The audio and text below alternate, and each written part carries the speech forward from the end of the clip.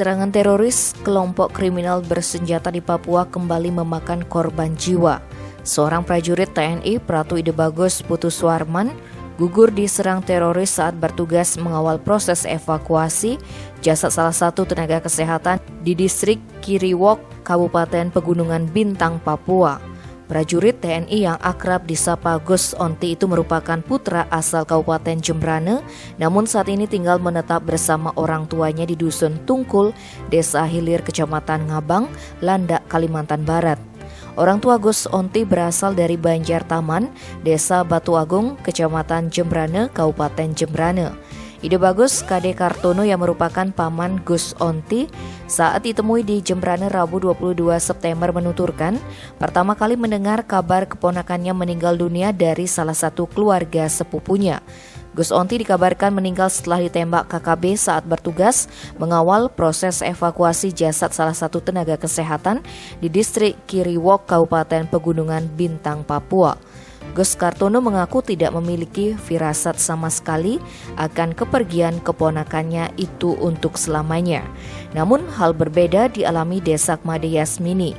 Istri Gus Kartono ini mengaku sempat merasa gelisah dan tidak bisa tidur nyenyak Senin 20 September malam.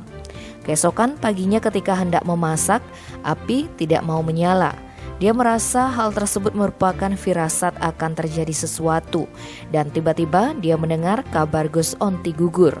Mendiang Gus Onti, terang Gus Kartono merupakan anak pertama dari keluarga adiknya.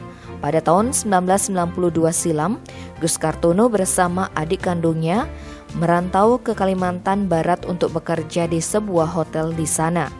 Karena hotelnya bangkrut, dia memutuskan pulang ke Bali, sedangkan adiknya tetap merantau di Kalimantan Barat hingga akhirnya menikah dengan warga asli Kalimantan Barat bernama Jero Sinta. Dari pernikahannya itu mereka punya 2 orang anak, semuanya laki-laki, Gus Onti yang tertua, sedangkan adiknya kira-kira masih duduk di bangku SMP.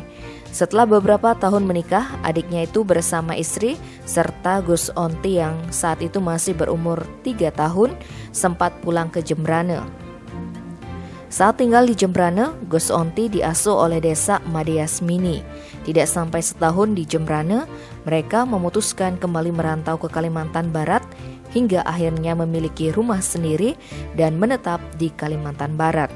Saat disinggung prosesi jenazah Gus Onti, Gus Kartono mengaku sebenarnya ingin agar jenazah keponakannya itu langsung diabenkan di Jembrane.